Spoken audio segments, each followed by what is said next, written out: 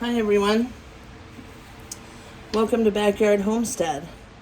Today we're going to can some beef stroganoff and I'm hoping it's going to be super yummy. Okay, let me start off with, I was supposed to can this about, 3 or 4 days ago. My little Yorkie ended up getting pancreatitis and she has been so sick. Like, we almost lost her. She had to go to the vet, get on IV fluids, all kinds of stuff, and we've been having to give her fluids under her skin, sub-Q fluids, every day, and she hasn't been able to eat or drink or anything. It's been so horrible, and right now, I just gave her fluids. My husband left for work, but she's resting on the couch. I don't like her being like out of my sight. So we're going to do this as quickly as possible so that I can watch her. Beef chuck roasts, the boneless beef chuck roasts were on sale for $3.99 a pound.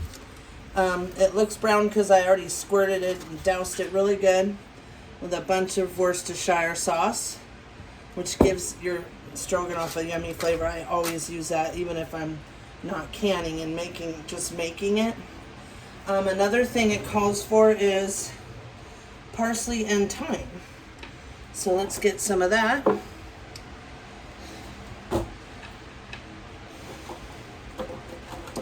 Thyme. Okay. And that'll probably just sprinkle on the meat so I don't have to put it in each jar maybe. Yeah, let's try that. I mean, these are both very mild herbs. So we'll just give them a good sprinkle. And we may have to, underneath this, put a little more Worcestershire. Although I doused it pretty good. I'm thinking this is enough for 2 batches in the canner. But we'll see. It's a lot of meat. It was 2 big chuck roasts that I chopped up. So, we will see. Okay. I've got about 4 cups of, 4 onions cut up. Each one was close to a cup. I've got some mushrooms. I don't really care for mushrooms. They turned a tiny bit brown. My husband loves them. So I'm going to put it in here. But I'm really not a mushroom fan. Alright, let's get our debubbler and get to work. So this is so simple. Once you see how easy it is, you're going to want to do this. Because it's shelf stable. All you got to do when you get home is open a jar, maybe add a tiny bit of cornstarch slurry to thicken it, and then add your sour cream and any other seasonings you may want. Oh, I forgot the garlic. And boil up some egg noodles or whatever you have your stroganoff with, and you've got your stroganoff. So it's that simple, friends. So in the canner right now is only a little bit of water in the bottom thing that keeps the cans, the jars off the bottom. So, and the water is just at room temperature. The meat is cold, but everything else is pretty much room temperature. So we're going to start by putting some chunks of meat in. And like I said, we might have to douse a little more Worcestershire. Now, I figured a quart is enough for 2 people. So we want to put a good amount of meat. It's a little bit frozen. Alright, let's put some onion in there, a good handful. Handful of mushrooms. Which I do not like mushrooms. I never really have. Let's shove them in there. And then, well, maybe a little bit more onion. We're going to fill the rest with beef broth. I've just got some beef broth here from the store. I usually do can my own broths, but not beef broth very often. And if you think that the broth's going to be like, I only have this one, so I may use half broth and half water. We want to fill it to 1 inch headspace, which is about right here. And so I think I'll fill the rest with water. The puppy, oh, Chimpo, he weaseled his way in here. I had him blocked off so he couldn't get in here. And he got in here anyways. Little weasel. Hey, you got in here too? Oh, whoops, there's a paper towel under there. Ooh, it smells like, woo, Worcestershire. I love it. Okay, sorry about that. I flipped it over because it's a tiny bit frozen, but the bottom has lots of Worcestershire. Oh, let's put a little more of the seasoning. I could have just done it in the jars. I guess I like to make things harder. Okay, parsley, garlic, not that side. And I'm just using garlic powder. You can use fresh garlic, minced garlic, or no garlic. Whatever you want to do. Okay. I'm hoping to get 2 batches, but we'll see. Because meat, you can really push it down. So, okay, let's go with some onion. And yes, I'm touching it after I touch the meat, but we're not going to reuse these onions for anything else. So, they're strictly going to be in this. If you want, you could put all the meat in first, wash your hands, and go back. I'm not really worried about it because, like I said, it's all going in the same jar. We're going to raw pack. Got all that good Worcestershire sauce in the meat. Oh, it smells amazing. I love the smell of Worcestershire. This is good stuff. This might not make 2 batches. We'll see. Oh, onions first. Big handful of onions. And a big handful of these guys. This is 2 packs of mushrooms. Once they're cooked, they're not too bad. I could eat around them. If you've ever had one of your pets get pancreatitis, comment down below. You know, we spent over $1,000 at the vet, and they really didn't do much. They gave her fluids, ran all these tests and x-rays, and then sent her home because they were leaving and they come from out of town and they wanted to take her back and hospitalize her. And I said no way, because I didn't want her alone in the doggy hospital overnight by herself. And I even said, what if she dies? Like, nobody's there to be with her and comfort her, and you know. So we opted to bring her home with the sub-Q fluids. I think I just dropped some meat on the floor. I had the dogs blocked off with the puppy's little pin. I just put it across. And these little turds moved it. They are ornery, I'm telling you. I know I'll have to cut more onion.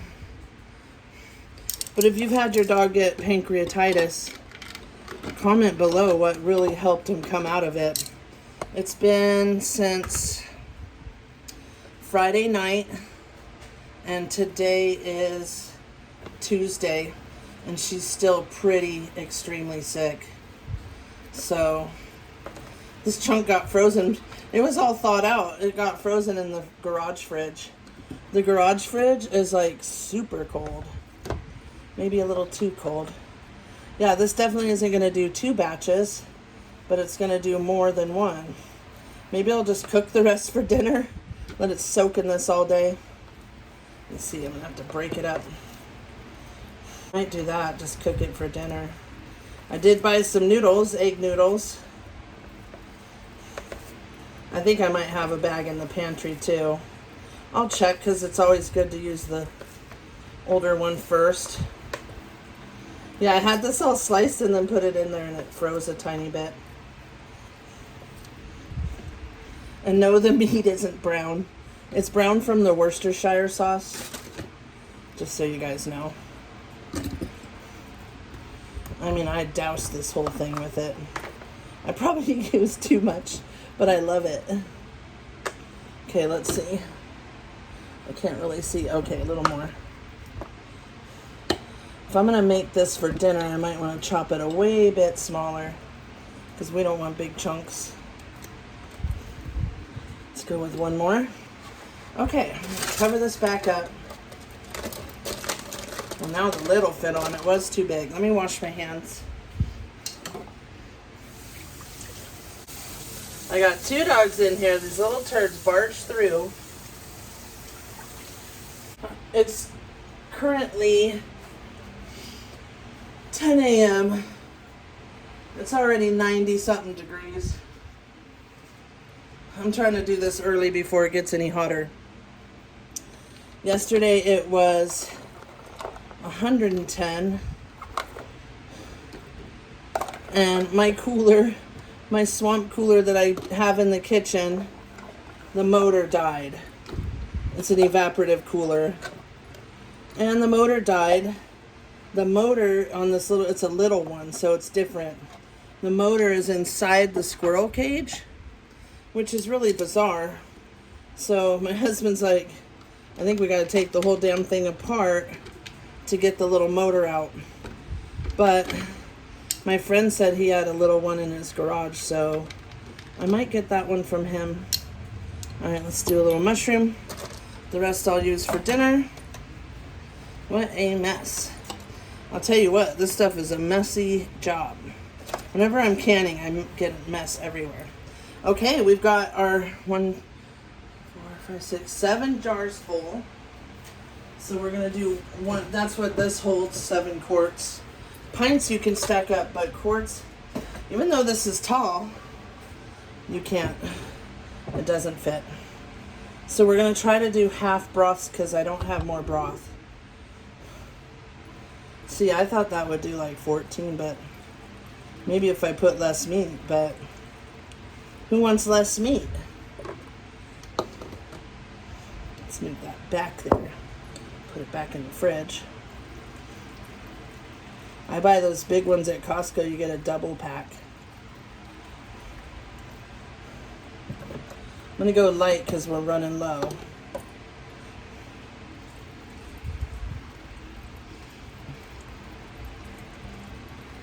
Now, yes, usually I would make my own broth.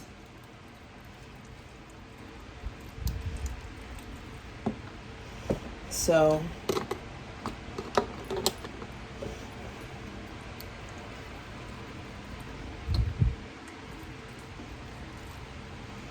I knew we would run out.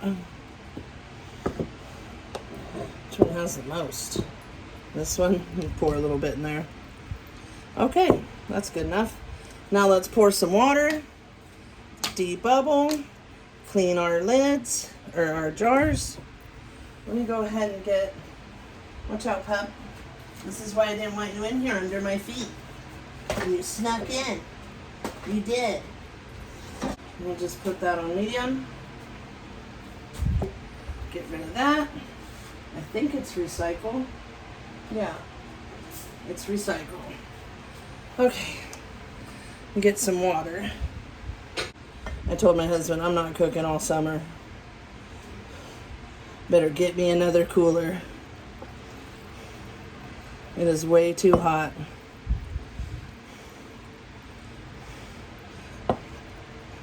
I live in the hot, hot desert, so,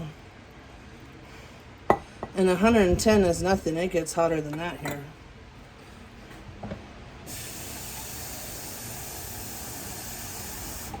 I remember the first year we moved here, it was 117, 115 every day of the summer.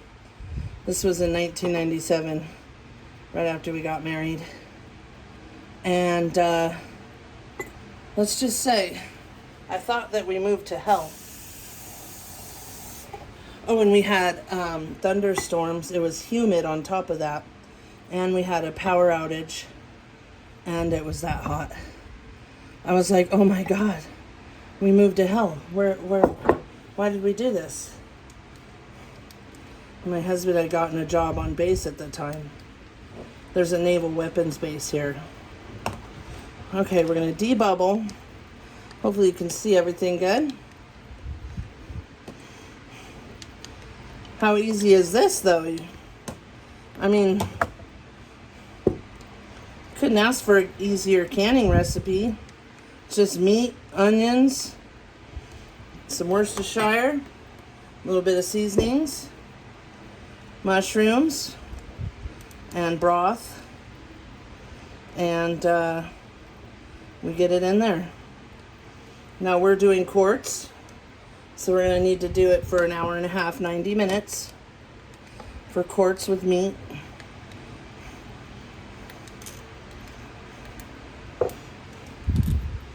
And you definitely want to debubble so it helps everything settle and get rid of any air pockets. That one seems a little full.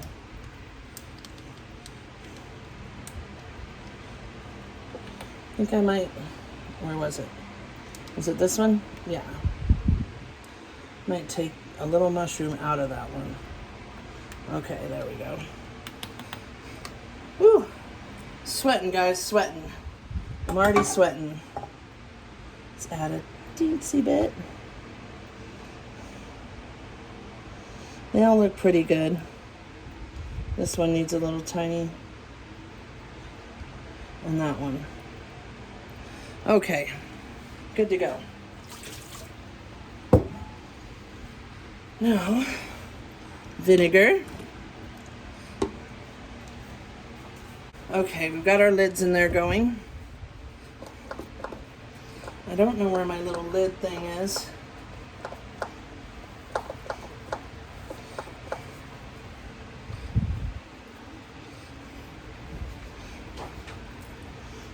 You want to wipe them really good with the vinegar. Make sure you got any grease out. And I really saturate mine.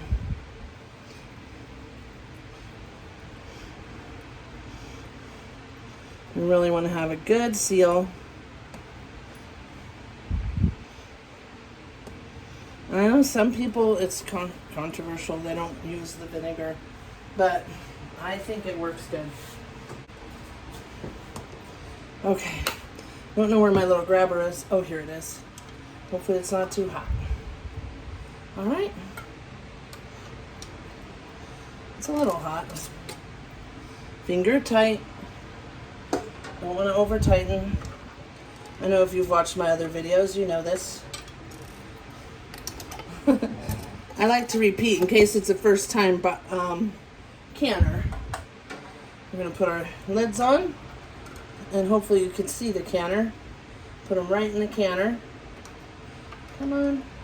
I swear the magnet's dying in this thing. It's so weird. Okay.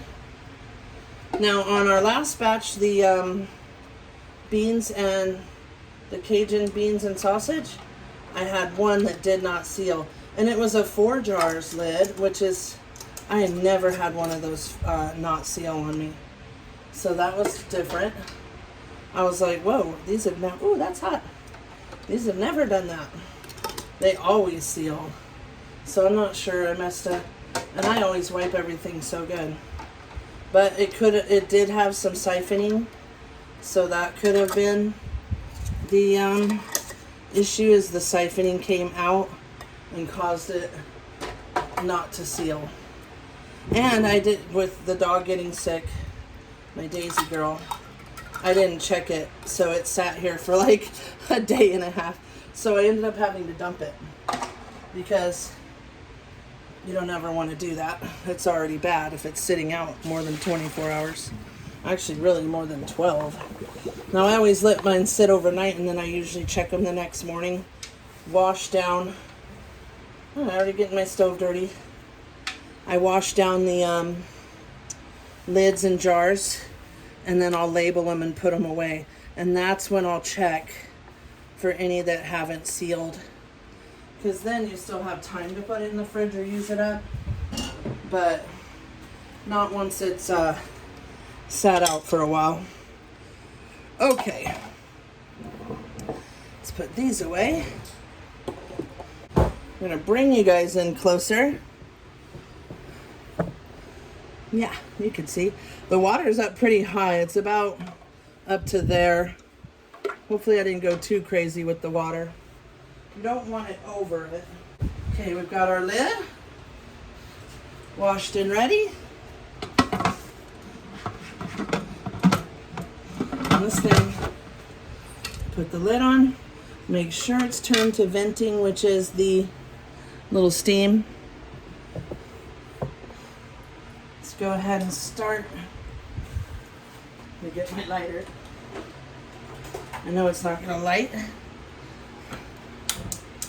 Okay, we'll go ahead and start it and let it come to full boil and steam. Let me turn this fan off so it's not blowing the flame. All right. So even though it's not under pressure and it's just on steam, you never want to open it, ever, until it's done, came down to no pressure, and you know it's safe to open and the little red thing has popped. This one actually, it will not open because the lid got stuck and I didn't know. Well, the little red thing was stuck. So if it doesn't pop back down, the lid won't unlock. So that's a good thing to know. Okay, we're on steam, right? Yes. All right, we're gonna give it probably about 10 minutes to come to full boil. Once it's steaming good, we time it for 10 minutes. And then after the 10 minutes, we let it come up to pressure and then set the timer for the 90 minutes. So we'll be back when it's steaming and good. And you want it coming out like a little choo-choo train and really steaming, venting. It's called venting. All right, we will be back. Okay, friends, we've been venting for 10 minutes. I have the vent fan on to try to soak up some of this heat that is already getting cooking in here. That's the thing about running a canner, it makes your kitchen hot. Okay, 90 minutes. You see our timer? Okay, now we want to close this. And for me, it's number 3. You could do 2 or 3. We're going to let it come up to the 3. Actually, you could set your timer after it comes up to the 3 in pressure. That's what I usually do. So I'll just let it go like 5 extra minutes. But we are good to go. And I usually keep it about a little above medium, and it stays perfectly. So we're going to leave this alone and let it go for the 90 minutes. We'll be back. Hi, welcome back. Okay, we made it through the 90 minutes and probably another couple hours so that all the pressure is released and everything. We're safe to open. Always open away from you so the steam doesn't get in your face. It's actually been quite a while, so looks like we had some siphoning. Let's hope they all sealed. Looks good.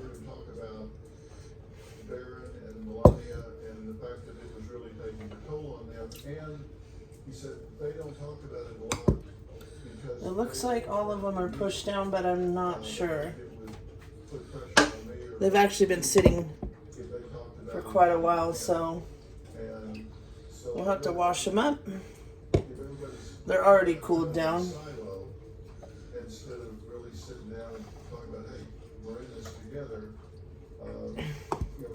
There was some siphoning. That's one thing, I always get siphoning. Maybe I'm putting too much. One thing I love about when you pressure can anything with meat is it makes the meat so tender.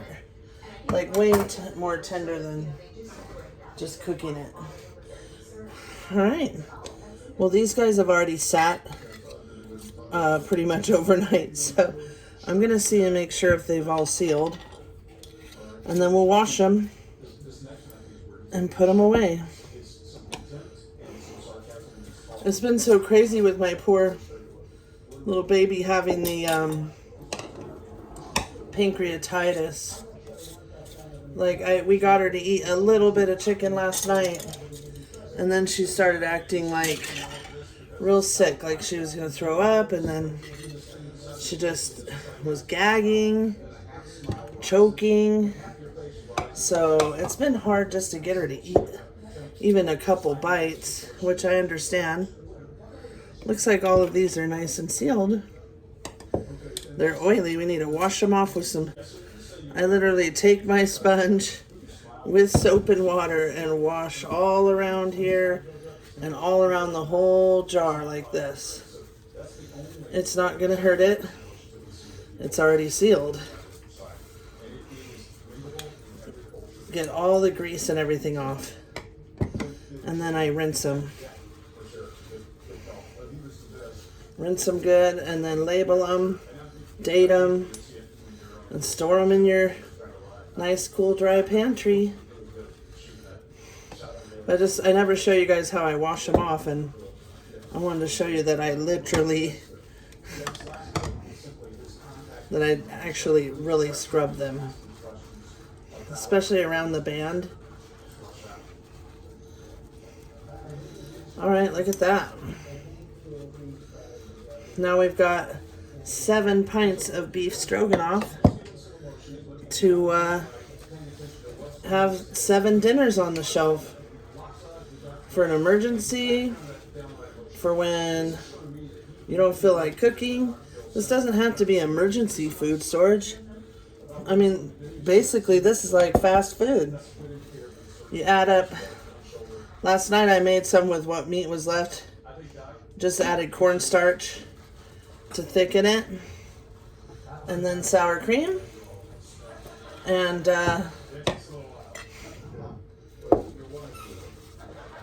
that's all I needed, and I cooked it up. Now obviously the meat wasn't as tender as making it in the pressure, like these jars. When we open them, the meat's going to be so tender.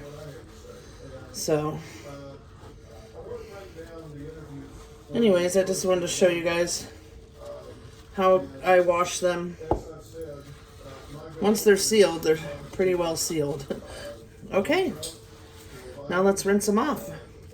So we rinse them, dry them, and then we'll write down and label them. Thank you guys so much for watching. I really do appreciate you. And please like and subscribe. And leave me a comment if you like this beef stroganoff. If you want to see me can something else. Or any kind of comment. Whether you like this or you don't like this. Alright, thank you for watching. Please like and subscribe. And have a great day, evening, whatever it is. Whatever time it is in your neck of the woods. Bye-bye.